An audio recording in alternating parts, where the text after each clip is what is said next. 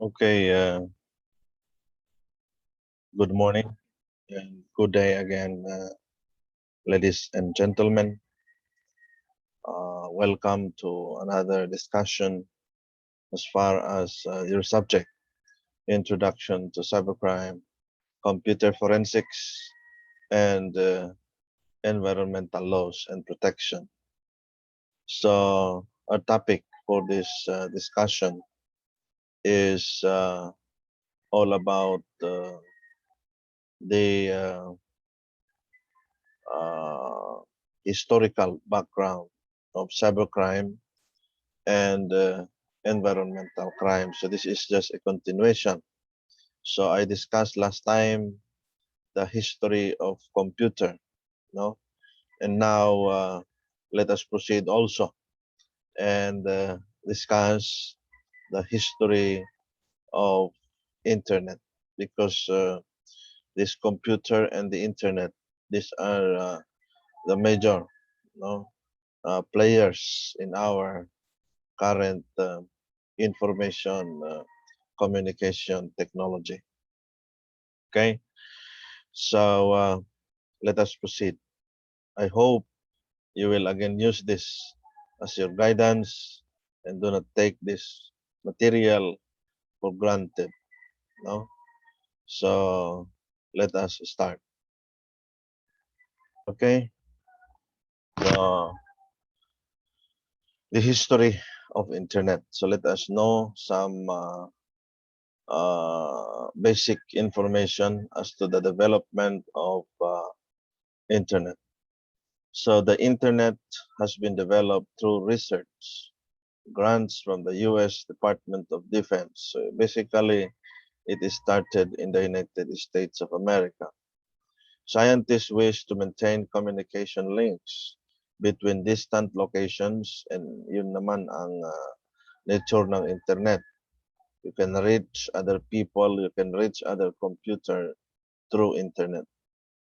In the event that electrical road had been destroyed, the early internet was devised and implemented in American research units, universities, and telecommunication companies that had vision and interest in cutting-edge research. The program regarding the use of internet grew in the 60s and 70s, becoming a network of computers that transmitted information by packet switching. On January 1, 1983, this is considered the official birthday of Internet. With this, the Internet plays a crucial role in today's technology and society. Then we witness circularity, new demands yielded further innovation, and many more new applications today, such as email, World Wide Web, file sharing, social networking, live streaming, blogs, Skype, and more. These were not imagined in the early stage of the net. So, yeah. So, without the internet, many things will not happen today. No? So, in order to understand how the internet became an integral part of our lives, it is crucial to examine its history and the major developments that took place from its modest infancy. Pag sinabing infancy, it's starting, no? The birth of internet until its giant presence. Okay, so just imagine that it's very significant that internet is existing today. But again, internet will not exist without its beginning. Yeah. So nagsimula yan sa maliit, nagsimula yan sa US until na lumaganap sa mundo.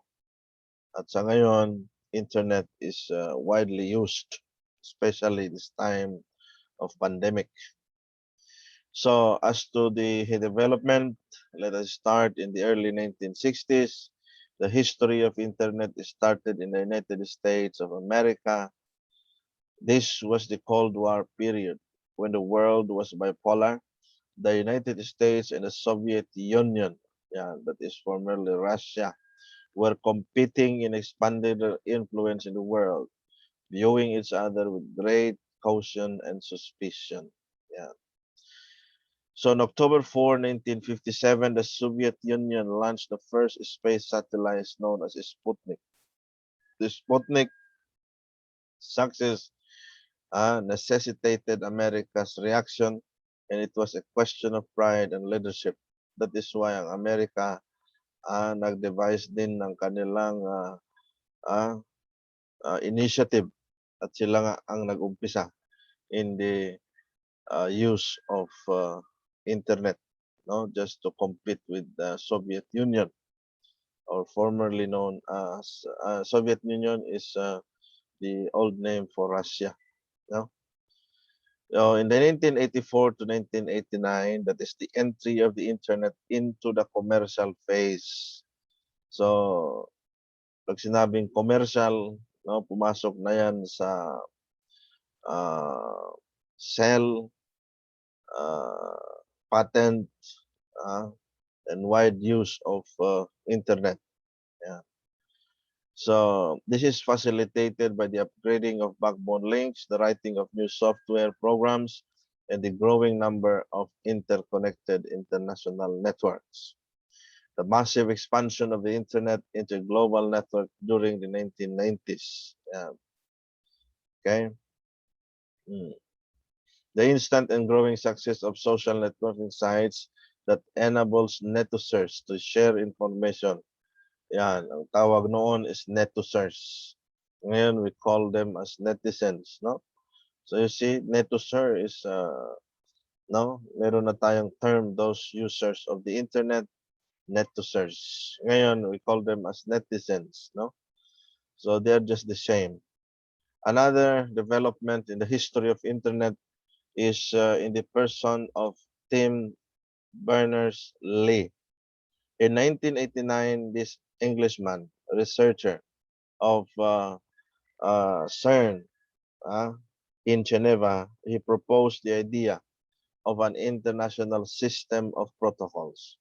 He built a distributed hypermedia server which would allow netizens to prepare electronic documents that are composite of or pointers to many different files of potentially different types scattered across the world, and he called it later as World Wide Web.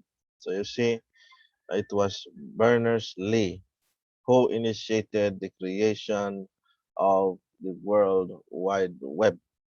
He wrote the first www client, a browser editor running under Next Step, and most of the communications softwares, defining URLs. Yeah. So he defined URL as Uniform Resource Locator or web page address. Yeah. He also defined the HTTP, known as Hypertext Transfer Protocol, between a server and a client, and the HTML, the Interactive Hypertext Markup Language. Yeah, that is Tim Berners-Lee. In connection to Mr. Lee, his hypermedia software program enabled people to access, link, and create communications in a single global web of information. Yeah.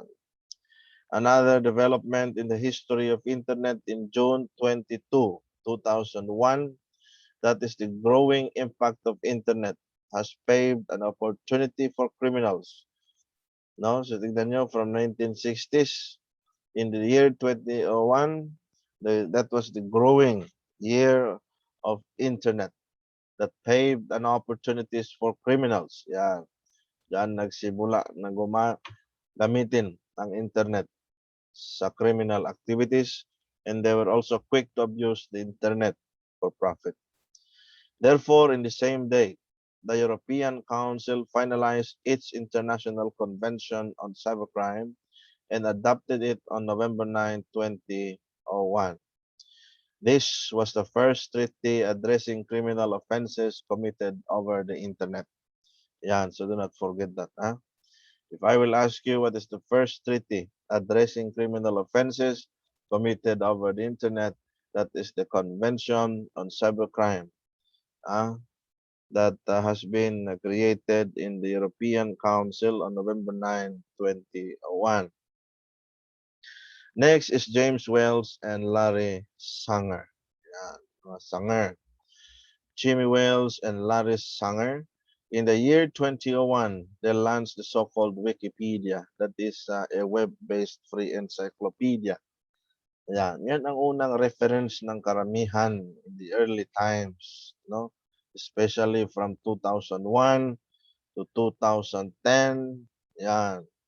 Almost on those years, yan yung basic na basis natin in our researches. But today, most are discouraged to use Wikipedia just because it is ah, tawag dyan, it is uh, editable, no? So, yung content ng Wikipedia, it is editable. So, anyone can just edit and input any information. That is why there is no standard information in the Wikipedia. But however, of course, it does not mean that Wikipedia is not reliable in any way. No?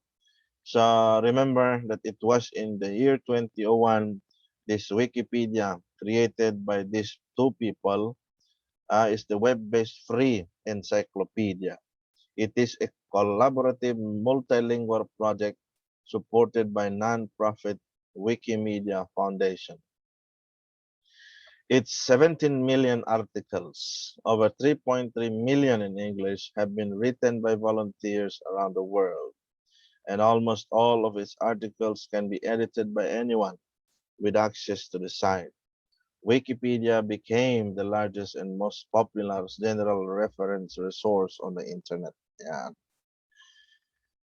On February 4, 2004, Facebook.com was founded by Mark Zuckerberg, Eduardo Saverin, Dustin Moskovitz, and Chris Hughes. Yeah, tingnan nyo, marami yan, but it was Zuckerberg.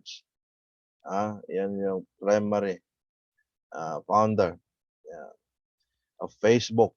And again, when you're talking of Facebook, that is one of the most common social network being used by criminals to take advantage for profit or for other personal interest with the use of the cyberspace.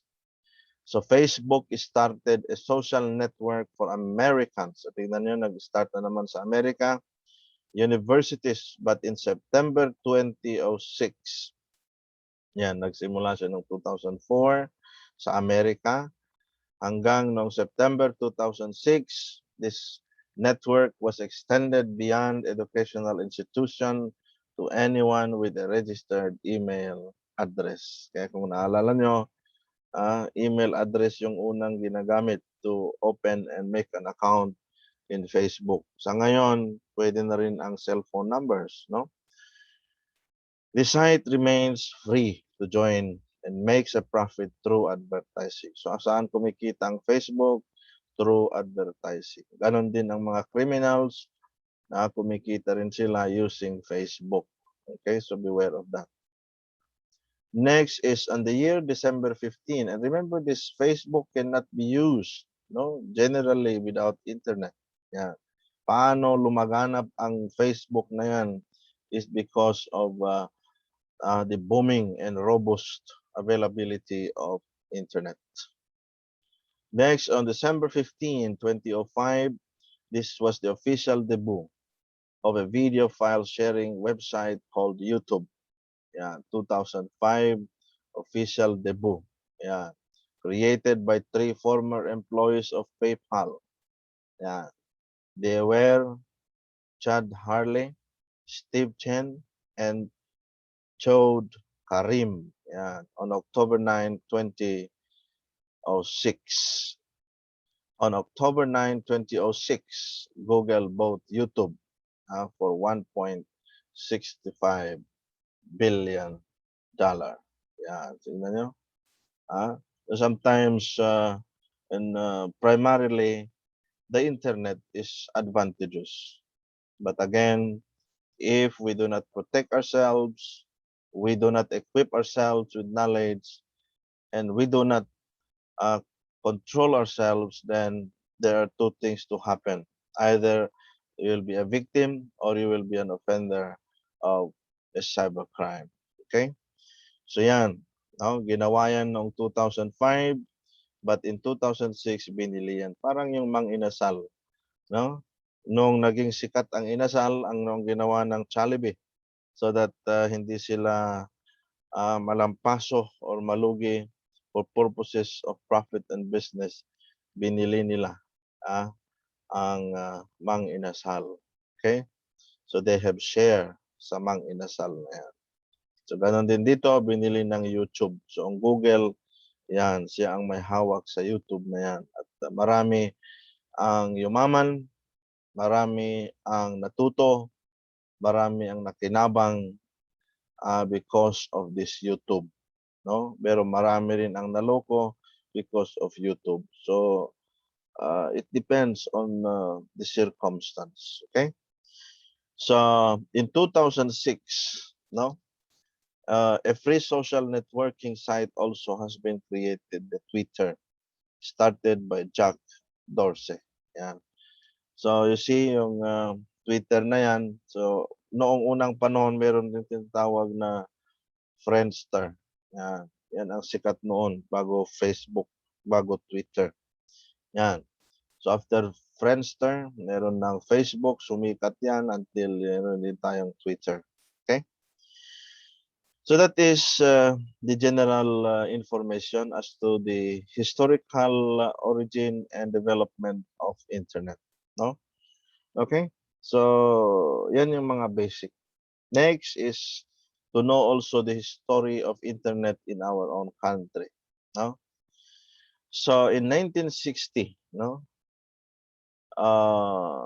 We are talking of computer, hindi internet, In 1960s, the first computer system in the Philippines, it is an IBM 650, is installed at the Bureau of Lands to handle the country's land survey computations. Yan.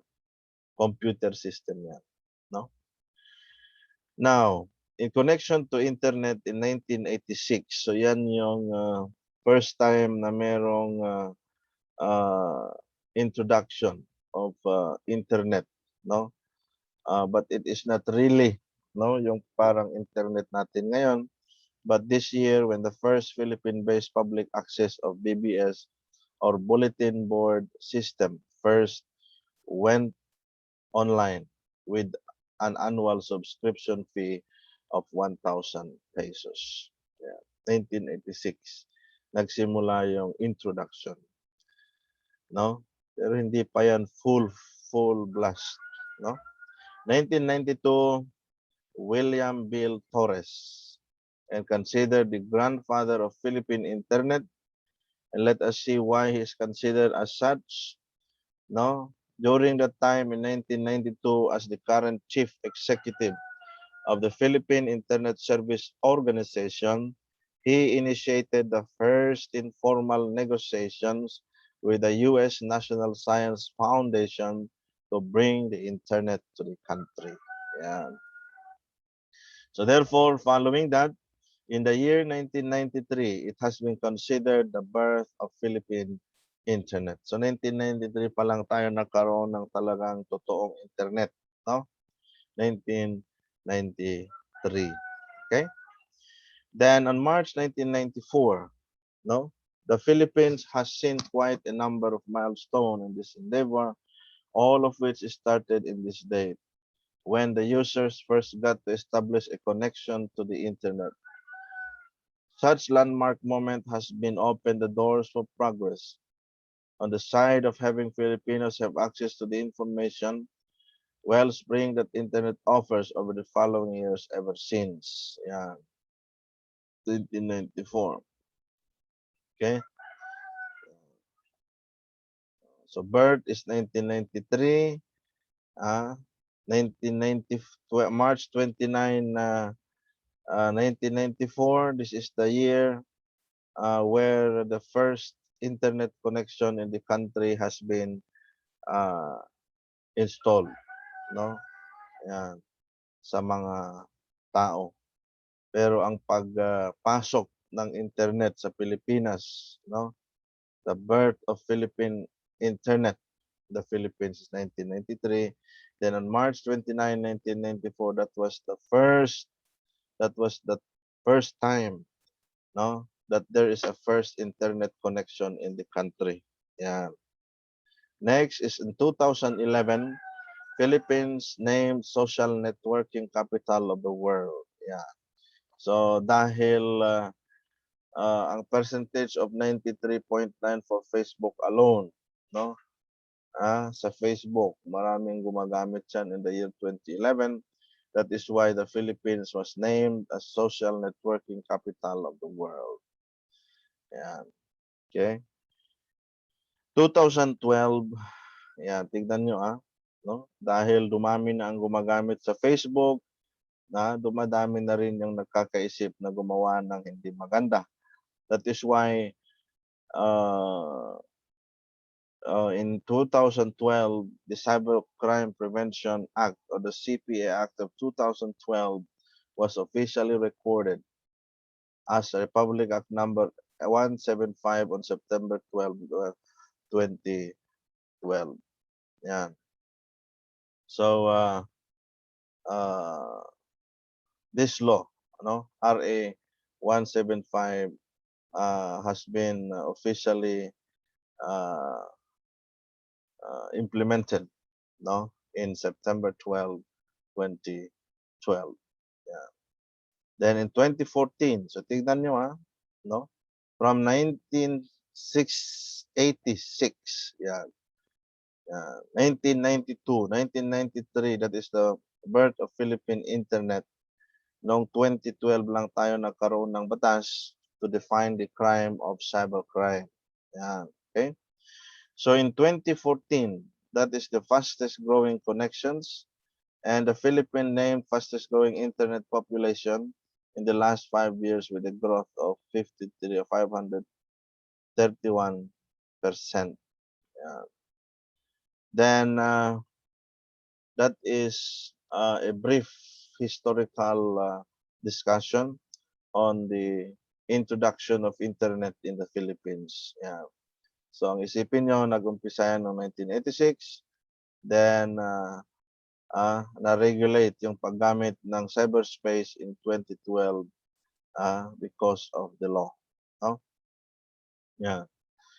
So let us proceed further on the history of, that is the history of internet. No? But anyway, I will end in that discussion. So at least you have a little knowledge regarding the history of internet worldwide and history of internet in the Philippines. Okay. Okay, so that is my discussion. I will end there. Then my next discussion is the history of cybercrime in the Philippines. Okay. So thank you, and I hope you will use this simple discussion as your guidance in this subject matter. Okay, thank you, and again, God bless us all.